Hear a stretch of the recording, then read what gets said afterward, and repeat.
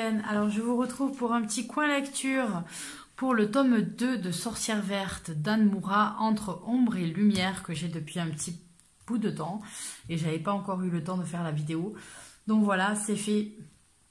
Je vais vous la faire aujourd'hui. Donc il est sorti aux éditions Danae pour 18 € et on nous dit: la sorcière naturelle est une sorcière héréditaire, une sorcière de cuisine, une sorcière des campagnes, une sorcière des haies et en général une sorcière solitaire.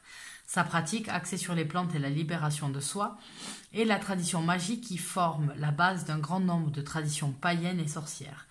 Dans le tome 2 de Sorcière verte, Anne Moura développe cette connexion à la terre largement détaillée dans le premier volume, pour inclure les aspects sombres de la magie, à savoir ces choses que l'on s'évertue à dissimuler, nos défauts, nos doutes et nos craintes.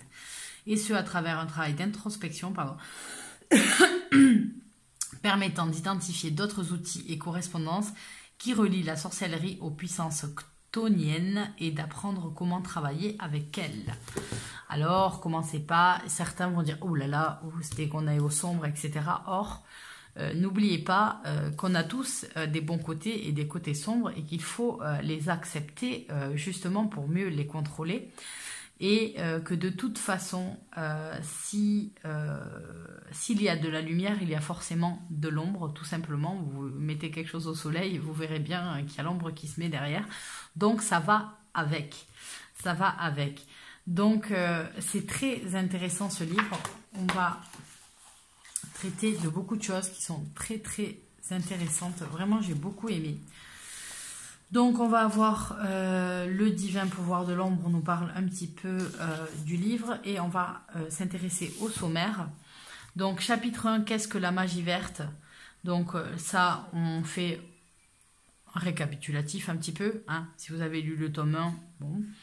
Qui sont la déesse et le dieu? Donc là, c'est plutôt sympa. On va s'intéresser à tout ce qui est un peu celtique, païen, etc. Ensuite, qui sont les élémentaires avec lesquels on peut travailler? Quels sont les pouvoirs sombres? Comment les pouvoirs sombres sont-ils utilisés? Donc on a plusieurs méditations qui sont proposées à chaque fois dedans. Comment utiliser l'Ogham celtique en divination? Que sont les magies végétales du pouvoir sombre? Comment utiliser les pierres et les cristaux? Que sont les méditations de la magie verte? Et qu'en est-il des familiers et du tarot? Donc on a 10 chapitres dans ce livre. À chaque fois on a des jolies illustrations. Et donc là, on parle un petit peu de la magie verte, mais on avait vu le tome 1, j'avais fait ma vidéo. Si j'y pense, je mettrai un truc d'information qui est relié à la vidéo. Il faut que j'y pense. Et donc, vous allez avoir pas mal de choses qui viennent ici, dedans. Ensuite, qui sont la déesse et le dieu? Donc là, vous allez avoir les éclipses. On va s'intéresser aux éclipses. On va s'intéresser aux éclipses solaires, aux éclipses lunaires. Et ça, c'est bien parce que souvent, on a le cycle lunaire avec la lune croissante, décroissante, etc. Mais on parle rarement des éclipses et ça, c'est plutôt intéressant. Ensuite, on a des méditations, des rituels qui sont proposés. Comment on va travailler avec des espaces de lune sombre notamment, et pas que la pleine lune. Donc quand on va avoir des nouvelles lunes, donc ça c'est plutôt sympa. Ensuite on va s'intéresser aux élémentaires, les représentants des élémentaires, donc comment créer, il y a quelques rituels qui sont dedans. Ensuite les pouvoirs sombres, qu'est-ce que c'est? Comment on comprend ça? Comment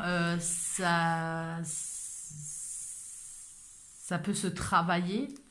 Je cherche mes mots. Donc ça, c'est aussi sympa de voir quelque chose de différent.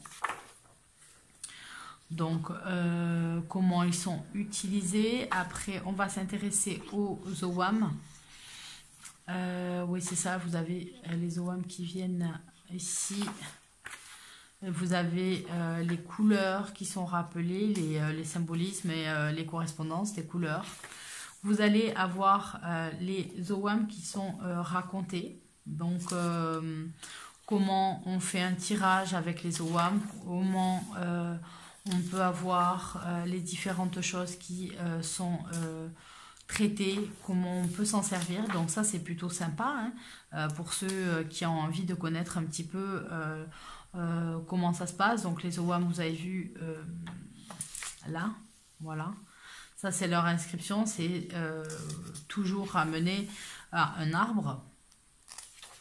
Et donc, on va avoir pas mal de choses. On va avoir quand l'emplacement, les corrélations entre les différents OWAM. Donc, on a vraiment un gros passage là-dessus. Donc, ça, c'est plutôt bien. Je me répète, hein. Mais ouais, j'ai trouvé ça sympa. J'ai trouvé ça sympa. J'aime bien hein, les OWAM. J'ai un très, très beau jeu qui m'avait été offert, qui est fabriqué avec des petits bouts de bois et tout, que j'ai beaucoup aimé. Donc voilà.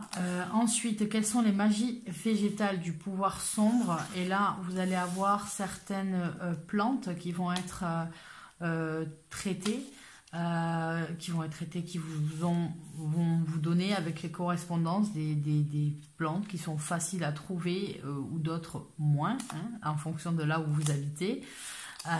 Donc ça c'est bien aussi, j'aime bien. Donc on peut avoir, je ne sais pas moi, le pissenlit, assez facile hein, pour tout le monde. Donc les racines de pissenlit, c'est les pouvoirs psychiques, contact spirituel et l'autre monde. On va avoir le sapin, bien sûr, en rapport avec Yule et le monde d'en dessous. Donc comment on va utiliser ces herbes, comment on va les utiliser pour les élémentaires, lesquels on va préférer utiliser en fonction des jours, en fonction des choses, comment on peut faire de la cuisine avec, comment on peut faire des breuvages. Donc vous avez des recettes aussi de cuisine, c'est plutôt cool hein. Il y a pas mal de choses dans ce livre, c'est très riche, il est très épais, très sympa. Vous allez avoir un rituel, un sortilège qui peut être fait. Ensuite, on va s'intéresser aux pierres et aux cristaux. Donc là, pareil, on va avoir beaucoup de pierres qui sont traitées. Par exemple, tout simplement, je sais pas moi, la calcédoine, l'optimisme, la créativité spirituelle ou artistique. Voilà, il y en a, en principe, vous en avez toujours certaines autour de vous. Je pense que tous, vous avez quelques pierres ici. La fluorite, par exemple, c'est une pierre que j'aime beaucoup.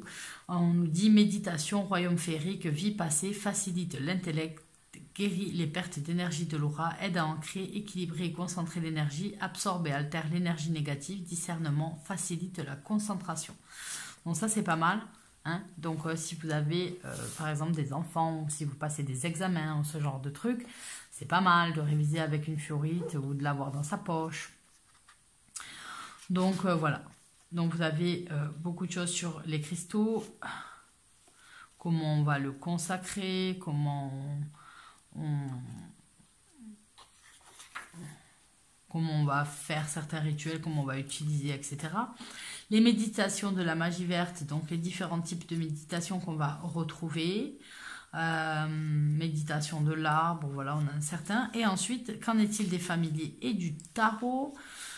Donc là, on va s'intéresser à l'histoire du tarot, l'interprétation des cartes, les renversés ou pas, les arcanes majeurs. Donc vous allez avoir les significations.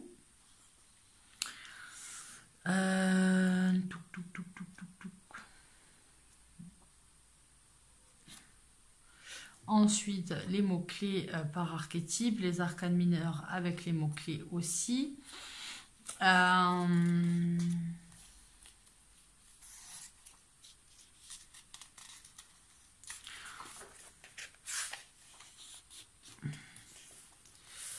Les multiples de cartes.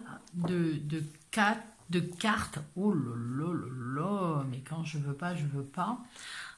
Pour pouvoir travailler. Ensuite, dédication familier. Donc là, c'est avec vos animaux de compagnie. On vous propose un rituel de dédication du familier. L'ouverture du cercle. Et ensuite, vous avez les annexes, quelques termes que vous allez retrouver dans le livre. Par exemple, qu'est-ce qu'elle appelle la lune sombre? Elle représente la déesse dans son aspect tombe et ventre de celle qui transforme. Voilà ce qu'elle nous dit. À familier, on nous dit animal de la sorcière ou esprit qui est dans le travail magique. Ensuite, on va avoir quelques dieux et déesses dont on peut parler dedans ou avec lesquels on peut travailler. Et un petit travail qu'elle a fait sur le Sforza, pardon, le tarot. Et puis après, c'est les boutiques qu'elle utilise sur Internet. Bon, après, c'est une américaine, donc forcément, c'est des boutiques en Amérique. Vous pouvez trouver facilement les choses ici sur différentes boutiques, près de chez vous, sur Internet, etc. Sans avoir forcément à passer par des boutiques américaines qui induisent généralement de payer aussi les frais de douane. Et il faut en avoir conscience avant d'acheter puisque la surprise est assez désagréable sinon. Donc voilà pour ce petit coin lecture. J'espère que ça vous aura plu, que ça vous donnera envie de lire ce livre parce que franchement il est top. Donc le tome 3 devrait sortir dans pas trop longtemps et ça c'est plutôt cool. J'aime bien cette collection là. Il y a de quoi faire quoi. Il y a de quoi lire, il y a de quoi se cultiver. Donc voilà, je vous fais à tous de gros bisous et je vous dis à très bientôt pour de nouvelles vidéos. Bye bye.